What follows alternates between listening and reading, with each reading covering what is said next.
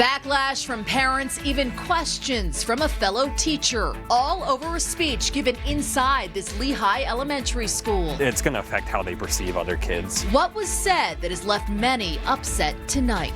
Veto! Veto! Veto! A protest tonight on Utah's Capitol Hill as legislators move forward with their version of who represents you in Congress. It serves no other purpose other than diluting the franchise of its residents. Tonight, we look at the new redistricting maps, why Republicans defend them, while Democrats consider taking action against them. The life and the sacrifice of those in the military now being expressed through music. How local veterans are lending their voice to an inspiring new project. And a Utah man is using his TikTok fame to give back, why he's now paying it forward wherever he can. Live from Utah's news leader, Fox 13 News at 9 starts right now. New tonight, an elementary school in the Alpine District is dealing with backlash tonight as some parents claim a Veterans Day presentation got too political. Now the district is calling the incident unfortunate and concerning. Fox 13's Emily Tenser has one family's reaction and the take from a teacher who was there. A teacher here at Dry Creek Elementary School tells me that teacher who gave the presentation has spoken in the Veterans Day Assembly for the past 3 years. She says he's a veteran who shares his experiences, but on Monday included more than he has in the past. He explained to the kids how the reason that we have veterans and people in the military, and that's to protect our country from bullies. Fifth grade teacher Katie Sandberg says this Alpine school teacher then went on to show pictures of Hitler, Kim Jong-un, and other dictators, then went on to list bullies of today. Hitler is a history thing, and there's just a lot of political heat, I think, around the present day, and the people that we don't, agree with how they run their country. Taylor and young son Roberts weren't there for the presentation, but say their kindergartner was. Our kids are mixed race, obviously, so we were just kind of concerned that there was some pictures shown that were of some communist leaders who are Asian, right? Our son's Korean, and so he came home and said, oh, he's Korean like me, that type of thing. Fox 13 News was only able to obtain this picture of one of the slides, which features a quote by Martin Luther King Jr. and bullet points about socialism that say many college students think socialist/communist ideas sound appealing. It also talks about freedom and teaching students the truth about our Constitution. Dry Creek's principal sent this email out to parents Wednesday saying, quote, moving forward, we've put appropriate protocols in place for our assemblies to keep them age appropriate and politically neutral. The Roberts believe the presenter had good intentions, but think the content wasn't age appropriate and that parents should talk about it with their kids at home. Just the way you say things can affect it. You show a picture of an Asian and then talk to little kids about it. It's going to affect how they perceive other kids and their race. In a statement, the Alpine School District calls the presentation an isolated incident that is, quote, unfortunate, concerning, and is being investigated by school and district administration. The school says district policy prohibits political advocacy. Reporting outside Dry Creek Elementary School, Emily Tenser, Fox 13 News, Utah. Veto! Veto! Veto! Veto! Outside the state capitol tonight, more than 200 people protested the legislature ignoring the Independent Redistricting Commission and passing their own political maps. Now the special session is over, and demonstrators are calling for more political action, including voting out lawmakers who supported the legislature's own maps and running for office. Lawmakers tonight approved all the maps in special session. We've accomplished the goal that we set out to do as a legislature. Well, take a look at your new map for Congress. The highly controversial congressional redistricting map has passed the legislature. It now heads to the governor's desk. That map, it was not created without a lot of fighting. Tonight, Fox 13 News is told Republican leaders on Capitol Hill have been put on notice for potential lawsuits and a citizen ballot initiative. Fox 13's Ben Winslow has the latest. This map doesn't dilute any voices. It actually combines urban and rural voices. The Utah State Senate debated the congressional map that splits Salt Lake County in 4 parts. Is unconscionable.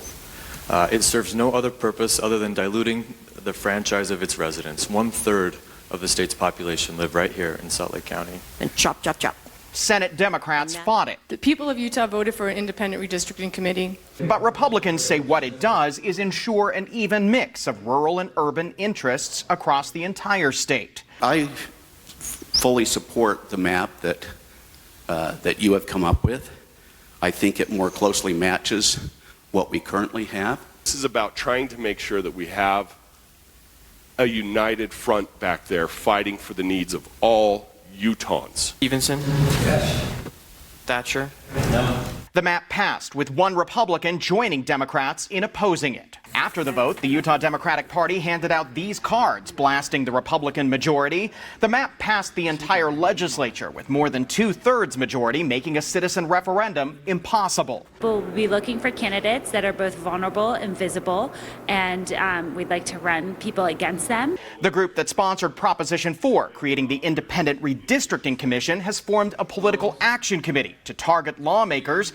They may also consider a ballot initiative that will repeal what is adopted and replace it with independent commission maps.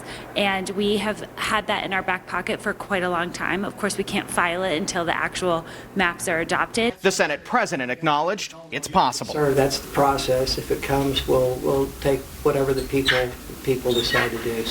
The congressional map is now headed to Governor Spencer Cox's desk. He has indicated he will sign it. On the Hill, Ben Winslow, Fox 13 News, Utah.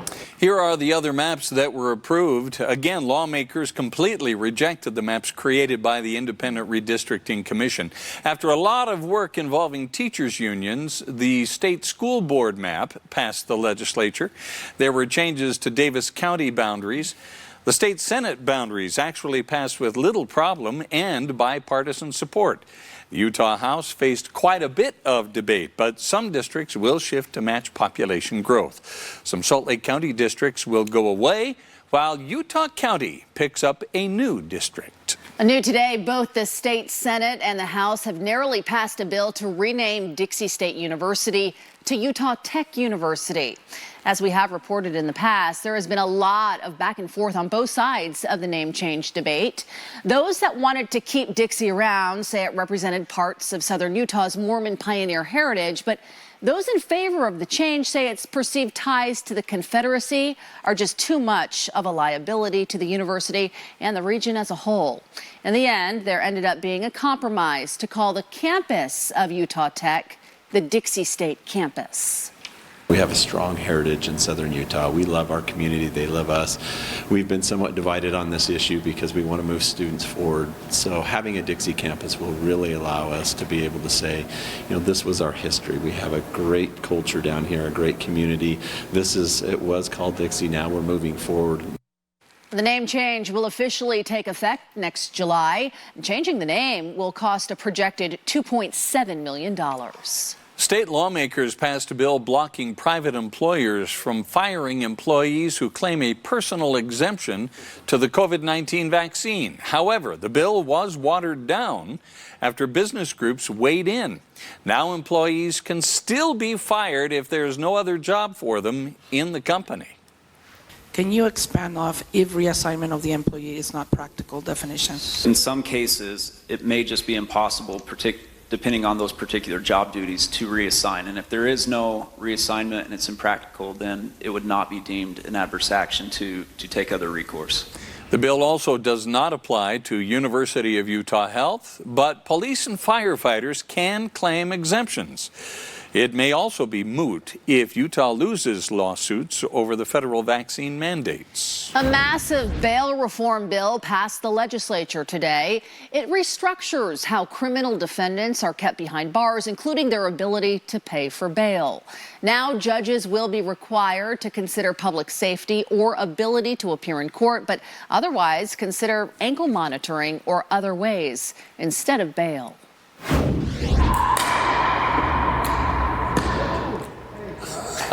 Well, that's quite the court. Yeah, it is. Check this out. Utah lawmakers on both sides of the aisle and the net set up a pickleball court in the state capitol rotunda tonight. As we told you, the special session is over now, and this was all to blow off some steam after a long 2 days on Utah's Capitol Hill. I get it. How do I get in on the pickleball tournament at the Capitol?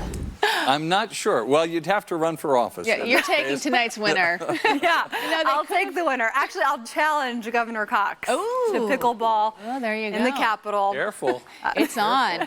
They could have taken that game outside this afternoon because it was nice. It will be even nicer this weekend. I honestly am considering playing some pickleball outdoors this weekend because we're going to have some nice weather for you. Right now, though, clear sky for southern Utah. A few clouds here across the north. The chance for some rain does return to northern Utah tomorrow. Temperatures close to 40 degrees when you first wake up for Salt Lake and Ogden, upper 30s for Provo and Logan. But grab the umbrella tomorrow. We do have more chances for valley rain and mountain snow. I'll let you know about the timing and the impacts coming up. Coming up on Fox 13 News at 9. A crazy time in this world, and so having some kind of positivity like this music, it's a good time for us. A special message created in Utah to honor those who protect our freedom. We go behind the scenes of this music video dedicated to veterans in a Fox 13 News exclusive. Fighting crime in a Salt Lake City neighborhood has been an uphill battle for years. There are so many other things out here that can alert us to criminal activity. Now the tide is turning. See firsthand how officers are protecting our streets from the worst of the worst. I thought it'd be kind of funny, but I really didn't think it was like that funny. And a Utah Christmas tree farm goes viral on TikTok. Why this video has received more than 1 million views ahead of the holiday season. The suspect in the murder of Utah Spanish radio DJ Gabby Ramos has been charged with murder. 34-year-old Manuel Burciaga Perea is believed to be in Mexico tonight. Fox 13 News spoke with Salt Lake County District Attorney Sim Gill this afternoon about the new details revealed in this case. What the facts demonstrate is that they had gone to a party, they came back, that the victim's boyfriend was jealous because she had danced with somebody. There was a skirmish that took place inside the house. Gill says Ramos's sister pushed Perea out of the home and then called 911. That's when they say he came back and shot Ramos multiple times. Investigators believe Perea is now in Mexico. As we approach Veterans Day tomorrow, we recognize the sacrifice so many have made by leaving their homes to serve our country. A former BYU student is emphasizing the challenges service members face, also sharing those hardships all through music. Fox 13's Brian Schnee and photojournalist Thor Fiedler have the story from Provo. Scene 7, Bravo, take 3. This cadence, particularly in this song, you can't help but it strikes a nerve. And so every time I hear it, it just puts a smile on my face.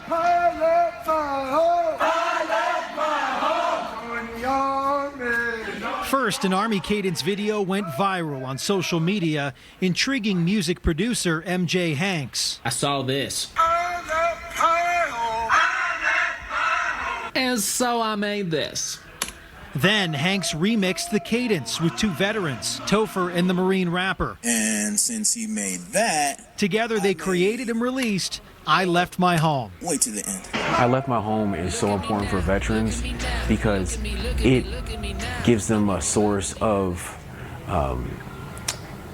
relatability, it gives them a source of camaraderie. It says, hey, you're not alone. Ready or not.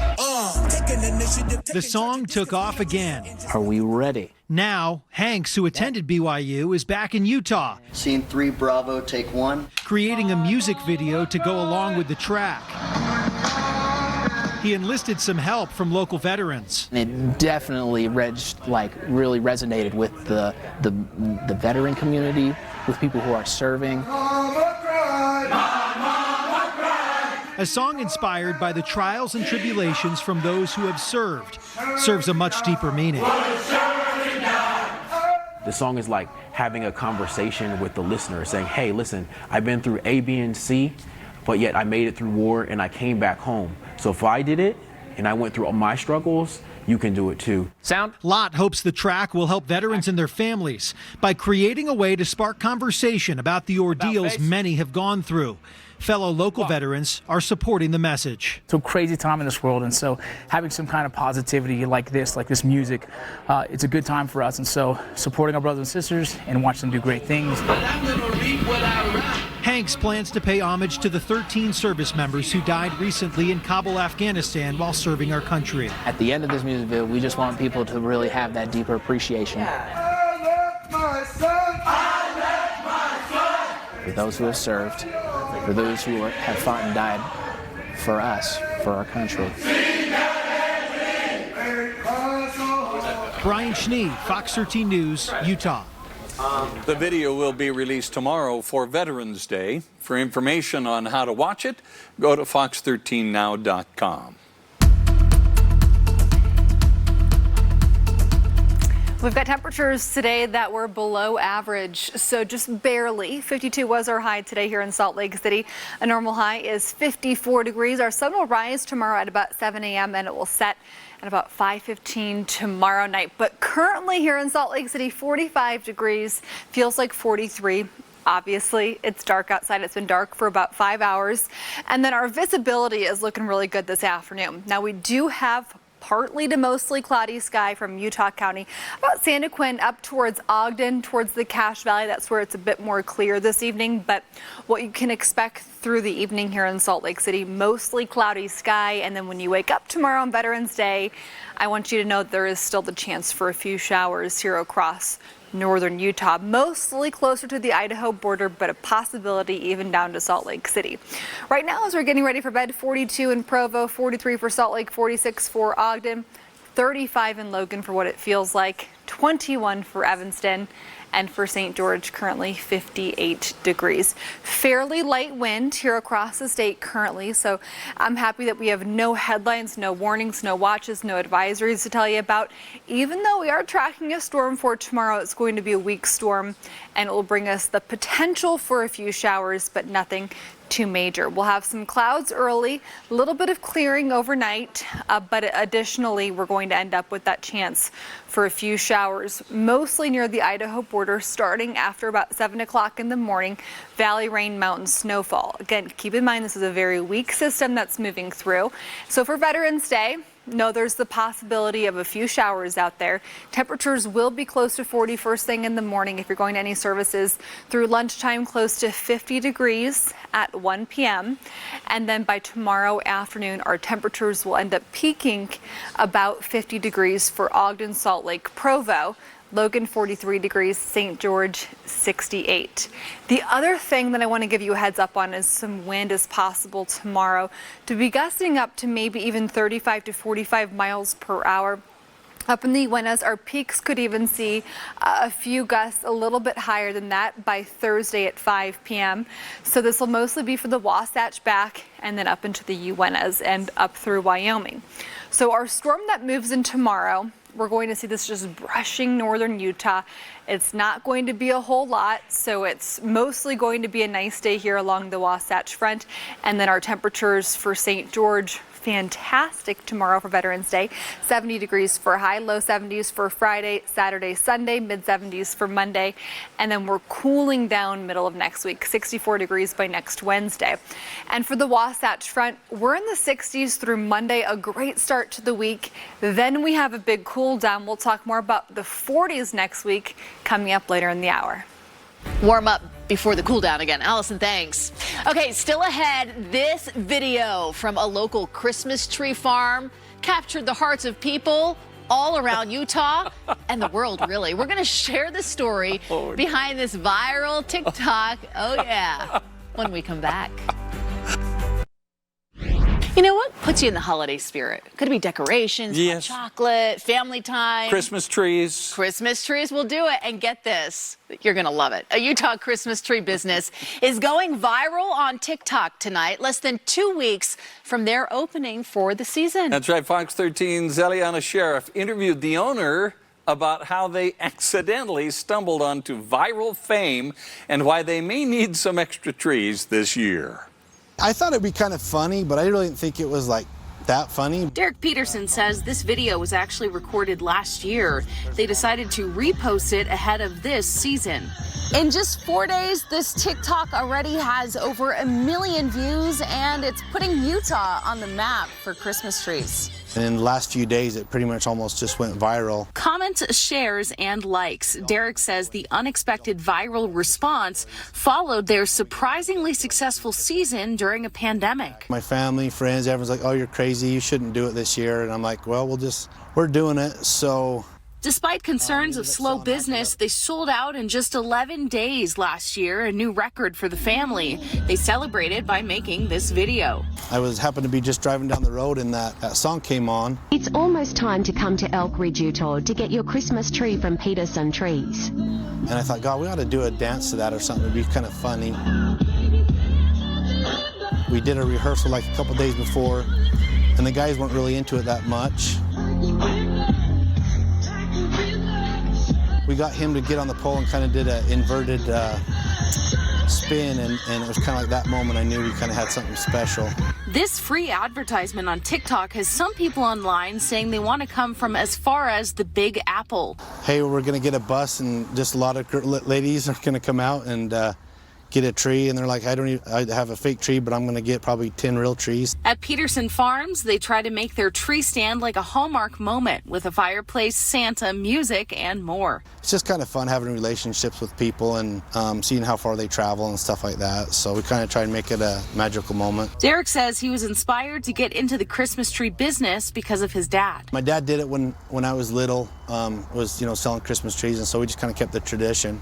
Unfortunately, he passed away when I was younger. Truly enjoyed doing things that he did. And he recommends shopping local for your tree. All our trees are getting cut right now, so they're fresh and they're from Utah, so we shouldn't have a shortage for local trees. He says they should last a long time if you provide them with enough water, and keep in mind they're very thirsty when you first get them, almost as thirsty as the comment section on this TikTok. Eliana Sheriff, Fox 13 News, Utah. Thirsty comments there. I can see why. Okay. That tree farm you said in Elk Ridge, which is in Utah County. Right. Peterson Christmas trees will open on November 22nd. And yes, they plan on making a brand new TikTok video this season. Just consider it a gift. Can't wait.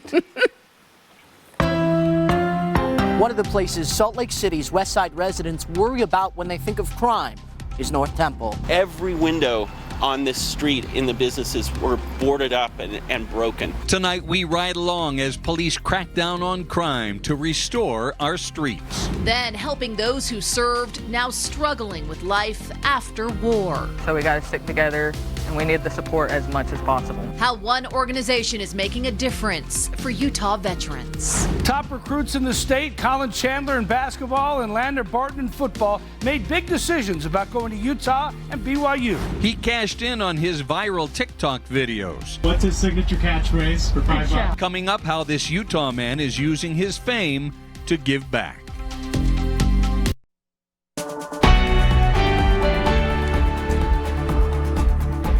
Welcome back, everyone. Overrun by crime and in desperate need of help, North Temple has long been a problem spot for crime in Salt Lake City, but now policing is truly making a difference. Fox 13's Spencer Joseph has this in-depth report that you'll only see here. He shows us how Salt Lake police are dealing with the worst of the worst criminals on the city's west side and restoring our streets.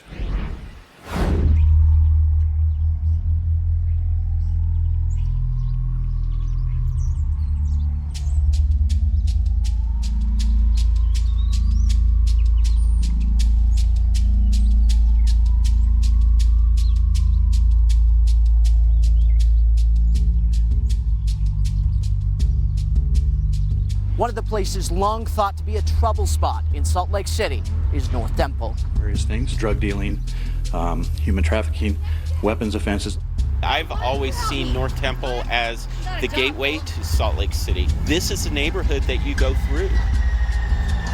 I want you to stay in this neighborhood. I want your kids to feel safe here, and I want them to be able to put their roots down here. 6 months ago, the city promised a fix. It's going to be something that will really make a difference in this community. All these years been working here is in my heart.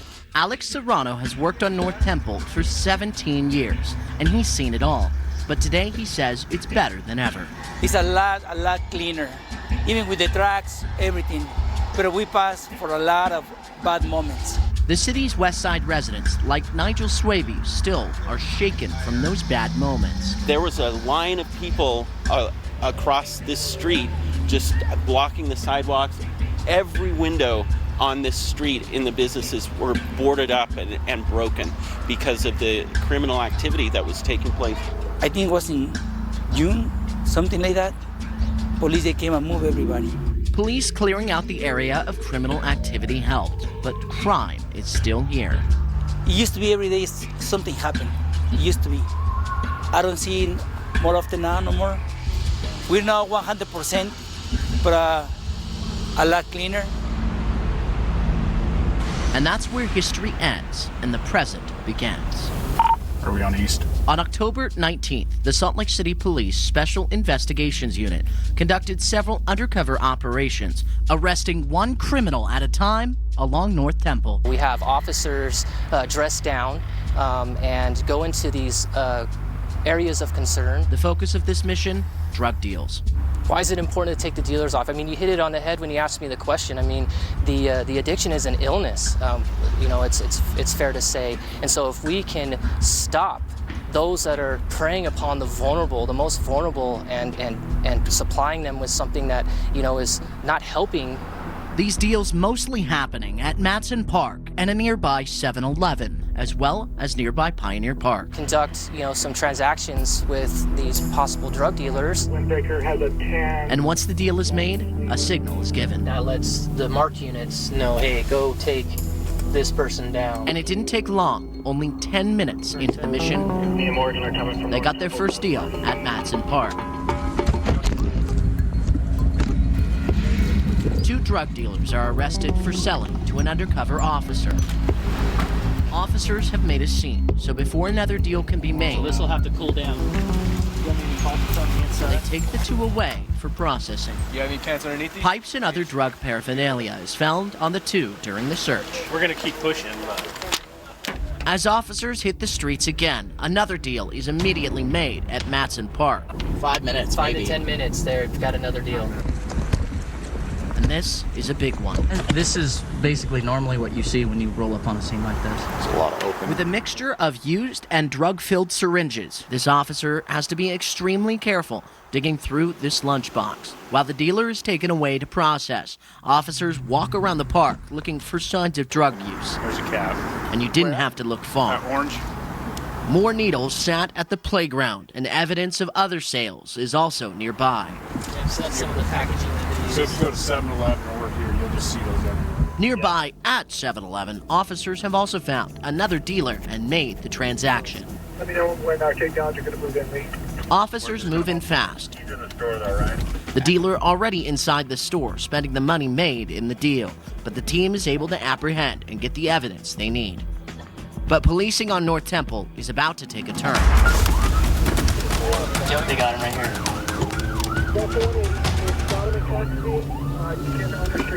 Right across the street, police get into a foot chase. Was this someone on our radar or no? Yeah. He's a non-compliant sex offender reports. And we are aware of people that may be wanted for various things. For example, the person who was not adhering to the requirements of being a registered sex offender and had become non-compliant. Where's your car at? We have to be observant on not getting so focused on one thing because there are so many other things out here that can alert us to criminal activity. With so many arrests, criminals on North Temple are laying low, so officers try one final spot, Pioneer Park. This is a park that's changed completely as well over the last 30 years. Now set around the park, an undercover officer makes a deal, and officers again swiftly move in. In total, 5 drug dealers and a wanted sex offender off the streets in 2 hours. The best part about these operations is identifying those dealers, recognizing that criminal behavior and activity, and holding them accountable. And for officers like Sergeant Mark Wyan with the Salt Lake City Police Department, it's operations like this that make the difference. Members of our police department, our patrol officers, bike officers, all of our officers, you know, we took that oath to protect and serve. Little by little, each criminal caught is one more taken away from Salt Lake City's west side. Oh, absolutely, it's working. I mean, we drive around often and we can see that those, areas of concern from the community members, the activity has reduced. And it's for those like Alex Serrano, 17 years working on North Temple, and his new coffee business is up and running after the previous business pulled out a year ago with crime too bad. Love and tea. Even like this is a Mexican coffee place, doesn't mean like nothing in Spanish, right? But it's Love North Temple. Now Alex looks to the future. Want to make sure all people, they can walk through this street North Temple without to be in danger. And it's a vision of the future the police department hopes they can fulfill. We take pride in what we do here and serve the members of our community, and I hope that, for you to have literally a first-hand view of that, you can be rest assured knowing that we address our community concerns, we hold the people accountable, and we take every complaint seriously. Spencer Joseph, Fox 13 News, Utah. We salute Salt Lake City's finest. Coming up on Fox 13 News at 9, helping veterans adjust to life back on U.S. soil. We'll show you the mission of a local organization aimed at helping them. A Utah Veterans Organization now working to help those who served who may be struggling right now to adjust to daily life after war. Fox 13's Lauren Steinbrecher shows us how the Utah Veterans Alliance is bridging gaps and filling a community need. On Veterans Day, as we think of those who served, what they've been through. Afghanistan that was rough. Who we have lost. My best friend, Staff Sergeant Hoover. He's definitely going to be on my mind heavy this year. Also think of this, what veterans face just trying to return to normal life after what they've seen. To finally come back to full civilian life was quite a shock. You feel lonely at first. You feel out of sorts. You don't feel like you're a part of society. You're kind of lost, and it took me a long time to transition. Will Wiggins wanted to help ease that transition for others, co-founding the Utah Veterans Alliance 5 years ago. With a unique focus to provide resources and assist fellow veterans with the everyday tasks that they may be struggling to accomplish, but may be reluctant to ask for help with. If a veteran is not able to maintain their own yard, we get over there and we help take care of that kind of thing for them. And also, if a veteran just needs some people to hang out with, we send them in the right direction. Whether it's yard work, making this month's mortgage, or jumpstarting a new career. We've been able to help veterans statewide, from home and auto repairs to rental assistance, dental care, mobility assistance. And now they're embarking on their biggest project yet, building what they call the Heroes House. It'll be a transitional facility that'll help not only homeless veterans, but active military when they get out. Doesn't matter the generation or the war. Veterans helping veterans fight the battle here at home. So we got to stick together, and we need the support as much as possible. The important thing about Veterans Day, to me at least, is that it is a continued appreciation of what veterans have done and what we continue to do. In West Jordan, Lauren Steinbrecher, Fox 13 News, Utah. Still ahead, see how one man is giving back in a big way after becoming TikTok famous. It is a positively Utah story you do not want to miss. Well, coming up in sports, we'll check in with the Orem Tigers as they get ready to go after a 5th straight state football championship. And a big decision day for one of the top high school basketball recruits in the country. Did Colin Chandler pick Utah or BYU? We'll hear from the 4-star recruit coming up in sports. A Utah County man's unique car is helping him to become a social media sensation. Oh, yes. He gets the attention with this. He's using his TikTok stardom now to deliver random acts of kindness right within his own community. Fox 13's John Franke has the exclusive story that is positively Utah. Okay, focus. Speed. I am speed. Yeah, I could do the whole thing, but I'll spare you. Chris Van Wagenen's first Instagram post about his car. And all I got were people being like, I thought Lightning McQueen was supposed to be fast. Didn't go as planned. So that's a lame car. Chris has dressed up his ride. Lightning McQueen is a 2017 Subaru BRZ. As the iconic Disney Speedster. A lot of what I do is kind of nonsensical. He eventually decided to give social media a second chance. I kind of turned that negativity into a positive thing. On TikTok. Mr. McQueen, what we working with here? What we got? Oh, is that a Subaru logo? Dude! The idea worked. Not a lot of people have that, and it just started being super popular to make videos about. Chris's videos have racked up millions of views. He's even using the spotlight to attract the future Mrs. McQueen. Hey ladies, my name is Chris. I drive Lightning McQueen, and if you think that's hot, just wait until you see the Star Wars rap I'm gonna do on my WRX. Tuesday, Chris brought Lightning here to this Del Taco, and no, it wasn't for a dinner date with one of his TikTok fans. Instead, it was to brighten a stranger's day. For $5, what number is Lightning McQueen? This month, Chris is taking all the earnings from his TikTok videos. Here you go. And it was just a good time for everyone. And giving the money away to random people who play trivia. What car is Lightning McQueen? And know the right answers. He's a 2017 Subaru BRZ. Yeah, that's right. It's his way. If I keep the trajectory I'm going and just kind of see how many people I can make have a great day. Of sharing joy with people in Utah. The reactions are priceless. I drive 5 minutes in any direction, north, south, east, west. I'll have 100 huge grins. And across the world. And I was like, this is my new niche. I guess I'm the Lightning McQueen guy. In Saratoga Springs. John Fromby, Fox 13 News, Utah. Radiator Springs in Utah County. Oh my goodness.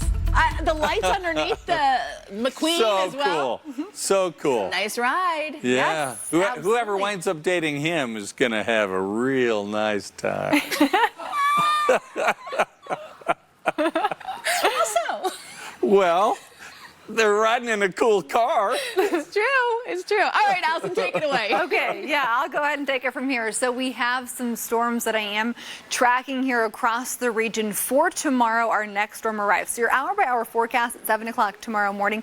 Close to 40 degrees for Ogden and Salt Lake City. Upper 30s for Provo and Logan. And then by tomorrow afternoon, our temperature is close to 50 degrees. We have a passing system that's going to bring a chance for a few showers to northern Utah tomorrow on Veterans Day. St. George stays sunny, close to 70 through the end of the week, and then mid-70s for Saturday, Sunday, Monday. Then take a look at this cool down by next Wednesday. St. George, a high of 64 degrees. Now here in Salt Lake City, I've got time for our Wasatch Front Super 7-day forecast. So tomorrow here in Salt Lake City, let's go ahead and talk some details for Veterans Day, a high of 51 degrees. We do have the chance for a few showers, so keep that in mind with any services that you'll be attending. By Friday, mostly sunny here in Salt Lake City, temperatures close to 60 degrees. Here are your top headlines for the weekend. We're going to have a dry weekend, and then we're going to end up with some mild temperatures. So I want you to enjoy it. This will probably be one of our warmest weekends left this year. And then we'll have some building inversions possible, which obviously isn't the best news. But look at these temperatures. Saturday, partly cloudy here in Salt Lake City. It'll be above average. We're typically in the low 50s this time of year, so it'll feel more like October this upcoming weekend. And then by Monday, we're going to be even warmer. So we're going to have those temperatures building through the weekend. Sunday, partly cloudy sky here in Salt Lake City, a high of 62 degrees. As I walk you through this futurecast on Sunday, so we'll have dry conditions to start the week, and then our temperatures will be cooling down middle of next week. 66 though on Monday, so a warm start to the week with partly cloudy sky, and we'll start seeing a few more rain chances increasing. So here's what I want to point out. Tomorrow, Thursday, widely scattered showers will be possible. We drop down to those rain chances, way less likely for this upcoming weekend, and then we'll continue with Tuesday day and Tuesday night, the chance for isolated to widely scattered showers. And then we're cooling down by next Tuesday, 57 degrees here in Salt Lake City, and by next Wednesday, 46 degrees here in Salt Lake City. But here's what you need to know. As I've been looking at the extended model data, a blend of all of the different forecast models that we have, it's looking more and more consistent that the middle of next week will lend way for a pretty significant cool down, and that likely might be our turn for the season. So temperatures like this will probably be one of our warmest weeks left. enjoy it while we have it. Well, Farmington's Colin Chandler, the 28th best high school basketball recruit in the country, made a big decision. After going back and forth between Utah and BYU, he signed with the Cougars. Colin Chandler is a big get for BYU. The four-star recruit was also recruited by programs like Gonzaga and Arizona.